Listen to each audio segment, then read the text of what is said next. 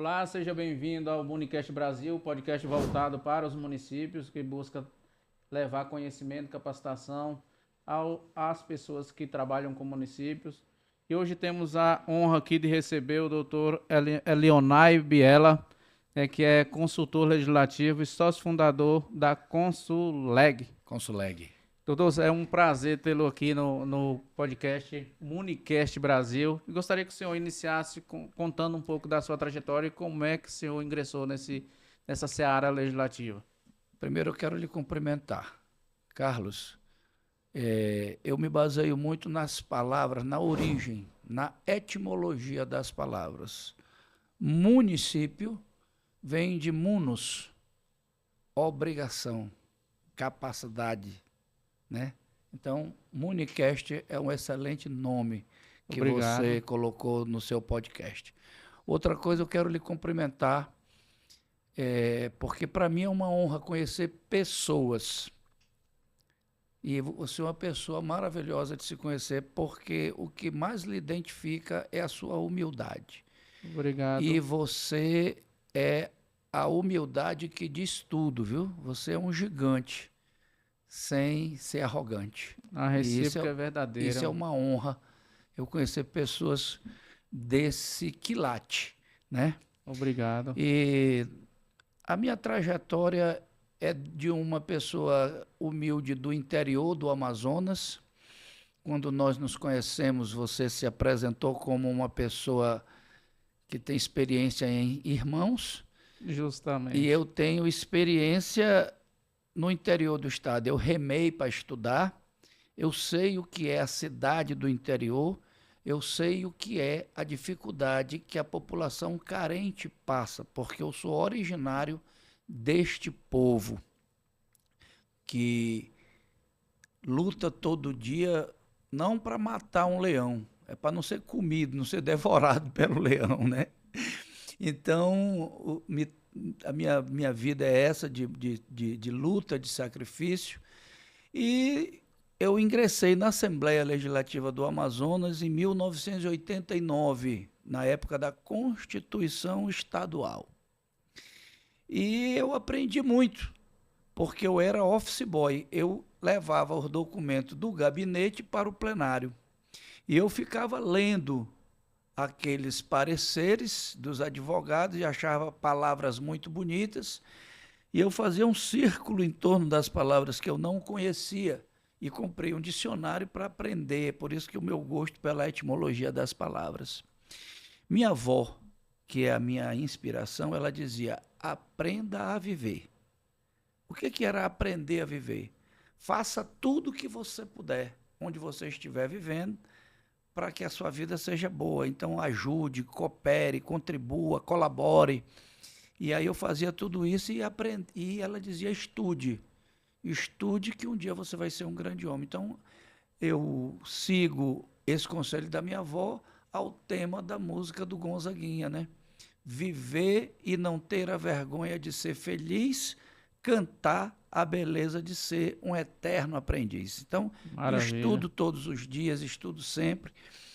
E cheguei a me formar em 2 faculdades, administração e direito, que a Assembleia Legislativa do Amazonas me deu essa oportunidade.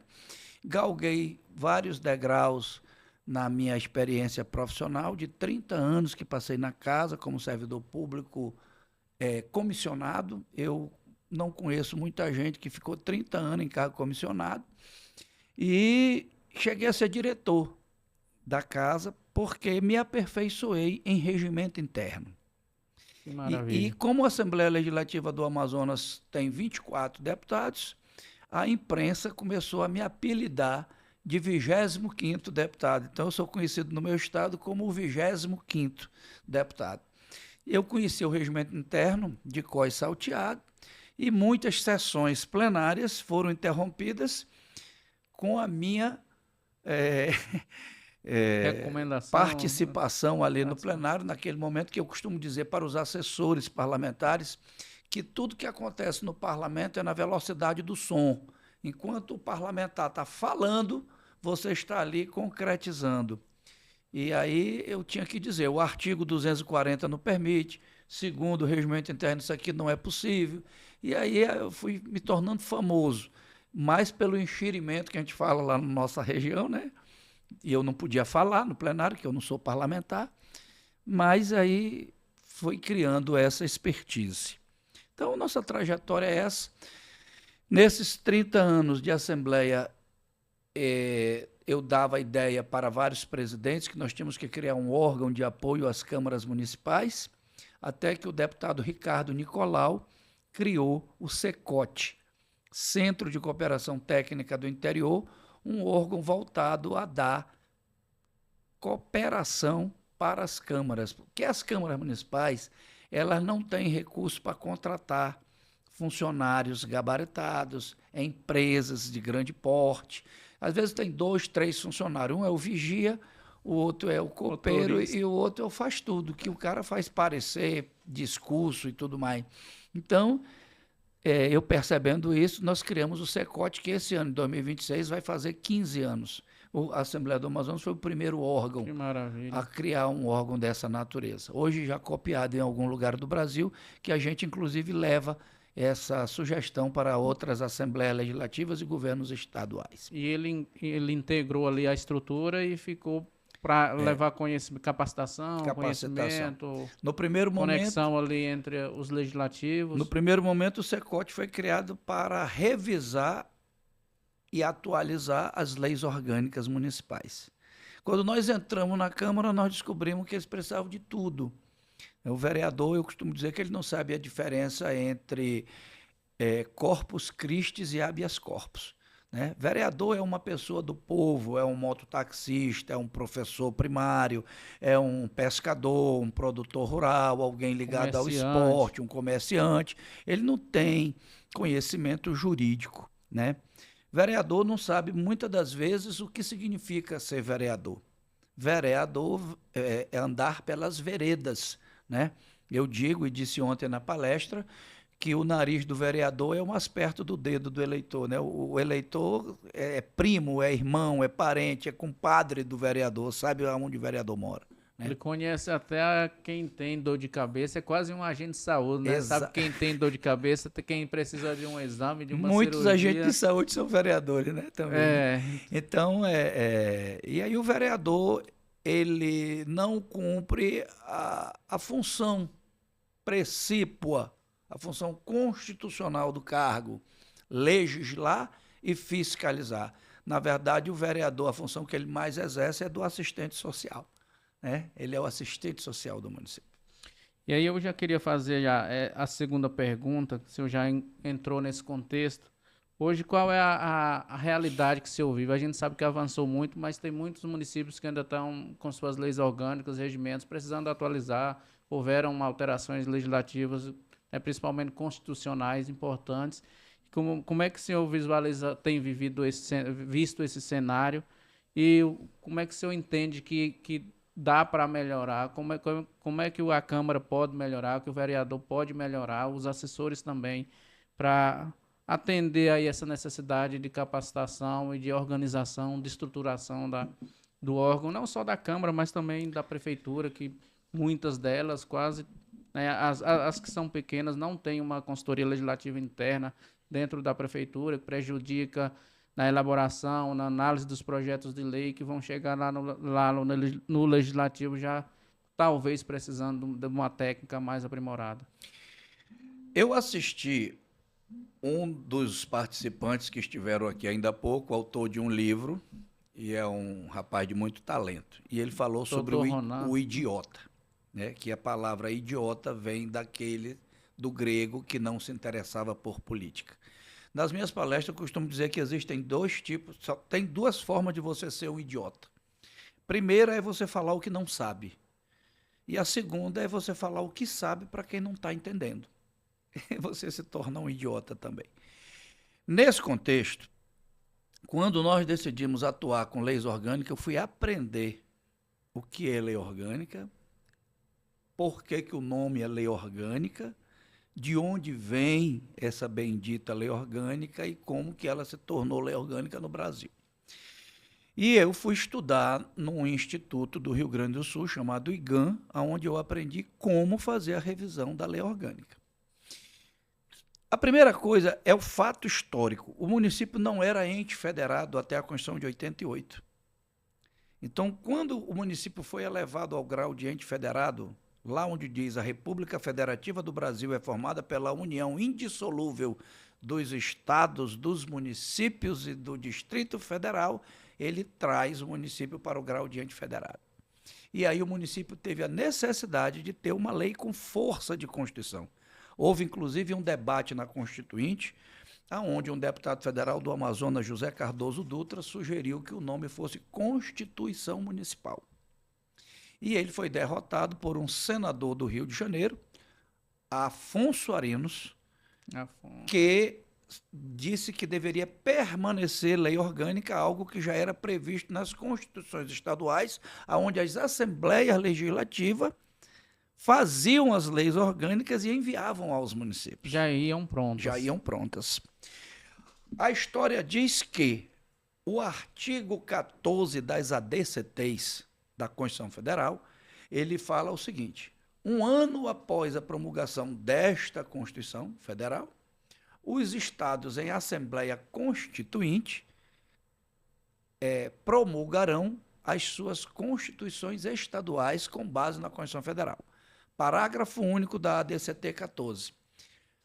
6 meses após os estados, os municípios promulgarão as suas leis orgânicas respectivas, em 2 turnos de votação, com interstício mínimo de 10 dias. É a única vez que a Constituição Federal define um prazo mínimo do interstício, que é o prazo entre o primeiro e o segundo turno. Isso depois vai causar uma outra reflexão. Muito bem. Um ano após a Constituição Federal, seria outubro de 1989. 6 meses após outubro de 1989, dá abril de 1990. Era o prazo findo constitucional para que os municípios elaborassem as suas leis orgânicas. Veja o termo, elaborar. Dos 5.560, não sei precisar os números exatos dos municípios, pouquíssimos sabiam o que era lei orgânica e como se elaborava uma lei orgânica. E o prazo foi passando. Então, a OAB disponibilizou um modelo que foi adotado pelos municípios brasileiros. Portanto, as leis orgânicas não foram elaboradas, elas foram copiadas.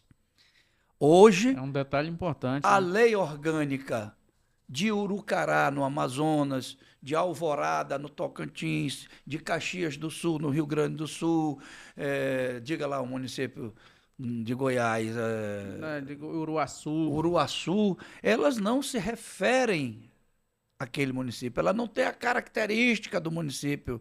Não atende ao contexto ela e à realidade local. Ela não tem a realidade local. E ali, a Constituição Federal tem 140 emendas, a Constituição Estadual tem 100 e tantas emendas, e as leis orgânicas foram ficando para trás, não foram se adequando. Além do que a União, que tem o poder de legislar quase que supremo, foi criando leis federais que atingem diretamente ao município, como, por exemplo, Lei de Responsabilidade Fiscal, Código de Defesa do Consumidor, Estatuto do Idoso, Estatuto da Criança, Mobilidade Urbana. Então, são coisas que estão aí, por exemplo, agora foi criado o SUSP, Sistema Único de Segurança Pública, que o município faz parte. É necessário que nós façamos uma adequação da lei orgânica em relação à Constituição Federal, em relação à Constituição Estadual, em relação às leis federais e às decisões dos tribunais superiores que atingem os municípios. E isso não foi feito. E quando vai ser feito, a maioria das vezes é feita por advogado. Detalhe, o advogado não aprende processo legislativo na faculdade. E é por isso que nós fazemos parte hoje da mentoria Legis Pro DF, que vai nos ensinar processo legislativo, coisa que eu sei pela vivência de 37 anos no Poder Legislativo. Então, Por que que eu chamei a atenção? A maioria dos advogados revogam a lei orgânica originária. E aí eu conheci Danilo Falcão para fazer a seguinte pergunta a quem quiser, inclusive fica aqui o questionamento jurídico. Com ordem de quem? Com base em qual lei eu posso revogar a lei orgânica original? Porque eu desconheço. Só tem um comando para que a lei orgânica fosse elaborada. Artigo 14, parágrafo único da ADCT. De lá para cá, nenhuma mais. Alguns advogados usam o artigo 10º, o artigo 10, creio que é o artigo 10 da Lei Complementar 95 de 98, que diz que quando a reforma for muito grande, é melhor se fazer uma nova lei. Mas ninguém pode dizer que lei orgânica é lei, porque ela tem Status de o Constituição. status de Constituição. Ela exige quórum para iniciar a emenda, 1/3. Ela exige quórum para deliberar a emenda, 2/3. Ela determina 2 turnos e, como eu falei anteriormente, é a única vez que a Constituição determina o interstício mínimo de 10 dias. Você pode até quebrar o interstício numa PEC, numa proposta de emenda à Constituição, mas não pode fazer isso na emenda à lei orgânica, porque a Constituição estabelece que é no mínimo 10 dias. Então, por força de tudo isso, na minha opinião, é inconstitucional construir uma nova lei orgânica ou revogar a lei orgânica originária, né? Porque nenhuma lei até agora deu esse poder. Portanto, diante de tudo que nós estamos colocando aqui, o Poder Legislativo tem necessidade de contratar, de formar, de capacitar consultores legislativos, que não se confunde com os consultores jurídicos. Isso é outra coisa que nós temos que falar. O consultor legislativo, ele vai assessorar os vereadores, a mesa diretora, as comissões técnicas no processo legislativo, nos procedimentos legislativos. E existe diferença, por menor que seja, o que é processo e o que são procedimentos. A gente se vale de um grande exemplo de que o processo é um trem no trilho e os procedimentos são as estações de embarque e desembarque que esse trem vai percorrer.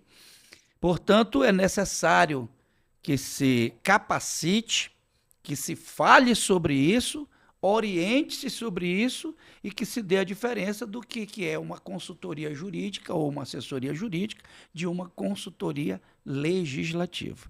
É a interpretação regimental, a interpretação da lei complementar, a interpretação da própria Constituição, do regimento interno, da lei orgânica, na hora de que o poder legislativo se manifesta, quer seja votando, deliberando, quer seja discutindo, quer seja numa sessão ordinária ou numa sessão extraordinária ou sessão especial. Maravilha, doutor Biela. Isso é importante porque essa divergência entre a lei orgânica e as reformas constitucionais e as novas leis, isso dá uma insegurança jurídica, isso acaba resultando num prejuízo para a população como um todo, porque há essa divergência e às vezes as políticas demoram a ser implementadas porque não altera a lei orgânica. O município às vezes é questionado pelo Tribunal de Contas, exigido que se crie uma política ou que se altere a lei orgânica para atender a Constituição Federal. Mas eu gostaria de saber aqui, que o telespectador também, da Consuleg. A Consuleg vem atender essa carência, essa necessidade de formação no âmbito legislativo e também no âmbito municipal do Poder Executivo? Eu tive a felicidade de fundar a Consuleg em 1995. Como eu exercia cargos... Já tem 32. 30 anos. 95 para 2025, deu 30, né? Esse ano vai fazer 31 anos, em 2026. 31. Quando eu criei a Consuleg, em 1995, foi para dar consultoria legislativa. Mas eu exerci cargos públicos que conflitavam eu oferecer no privado o que eu garantia no público. Então, efetivamente, a Consuleg há pouco tempo ela vem exercendo isso quando eu me aposentei. E a Consuleg foi criada para isso. Consuleg é consultoria legislativa. Basicamente Bem isso. específico. É consultoria legislativa. Como que eu vou interpretar regimento, como que eu vou interpretar lei orgânica, como que eu vou me pronunciar, qual é a diferença de questão de ordem pela ordem, né? E como que eu vou me comportar no meu mandato, decoro parlamentar. Então e aí a Consuleg se especializou em revisão de lei orgânica, regimento interno, na confecção de leis como plano de cargos, carreiras e salários, plano diretor, né? Então uma colega nossa sugeriu que nós ficássemos atentos a Código Sanitário, né? Então, são leis municipais. E nós oferecemos cursos de capacitação continuada aos servidores e vereadores, são cerca de 30 cursos voltados para o Legislativo, e nós adotamos um modelo de atividade. Os nossos escritórios, nós estamos instalados em 4 estados, sendo ele o Amazonas, Roraima, o Tocantins e o Acre, e nós adotamos um escritório que é mais um acolhimento. Cada escritório possui uma mesa com telão para que os vereadores possam ali reunir, se for preciso, comporta até 12 pessoas. Fazer reunião. Nós temos gabinetes disponíveis com computador, com internet, com tudo, para que o vereador, quando chega na capital, possa ter um lugar para atender a um cidadão, para atender a qualquer pessoa que ele marque, como se fosse um escritório de representação da Câmara, e ele possa elaborar um documento que nós possamos fazer. Às vezes o vereador vai a uma secretaria de Estado fazer um pedido lá para o seu município, não levou um ofício, então nós confeccionamos esse ofício, e nós temos um auditório que tem capacidade entre 30 a 50 pessoas. Onde em cada um dos estados tem essa estrutura. Exatamente. Para nós capacitarmos o vereador lá na capital, e também nós iremos ao município quando for necessário. Muito bom, doutor.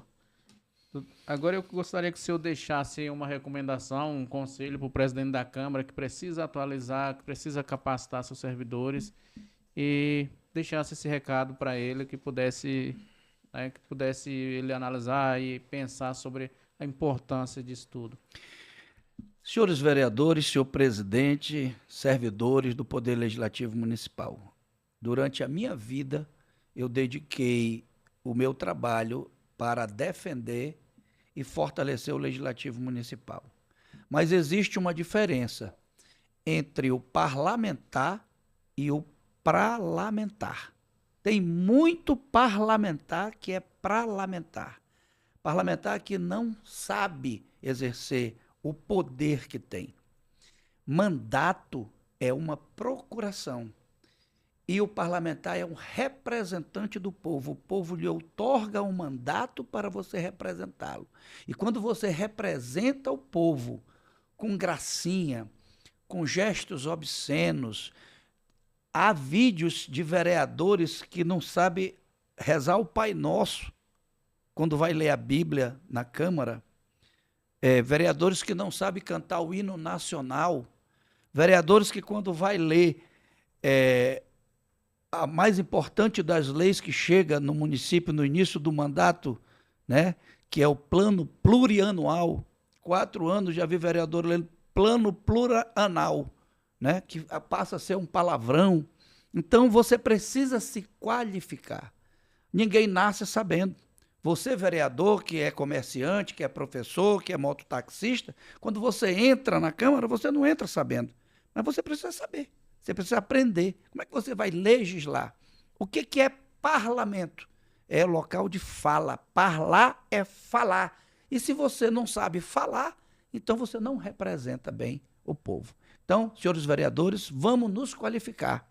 Vamos aprender técnica legislativa, processo legislativo, oratória, interpretação do regimento, comissões técnicas, para que servem. Tem muita coisa errada e muita coisa inconstitucional. Uma delas, Carlos, é eleger na comissão técnica o relator. Tem muito relator eleito por 2 anos para ser relator.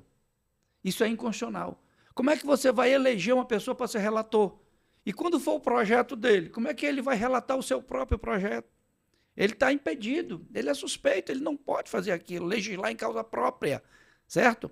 Então, são correções que nós temos que fazer, tem muita coisa errada, e nós, o Carlos, nós da Legis ProDF, os Falcões que nós chamamos, e outras empresas especializadas estão à disposição para capacitar vereadores e servidores.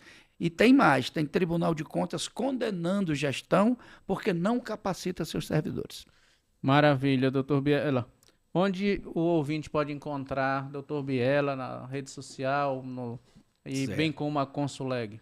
Nós temos um Instagram Consuleg Oficial e Biela Consultor. Nesses dois veículos podem nos encontrar e será uma honra falar com todos os senhores.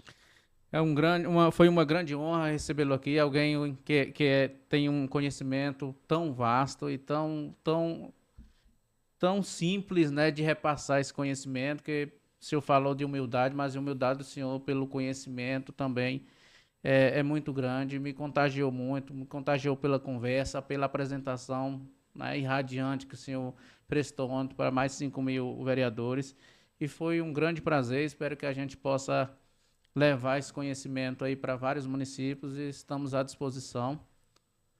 E queria deixar aqui um recado e agradecer aos ouvintes, né, que podem acompanhar o Dr. Biela, a Consuleg, né, nas redes sociais e fazer contato se for preciso. Estamos à disposição. É um prazer tê-los conosco. Um forte abraço.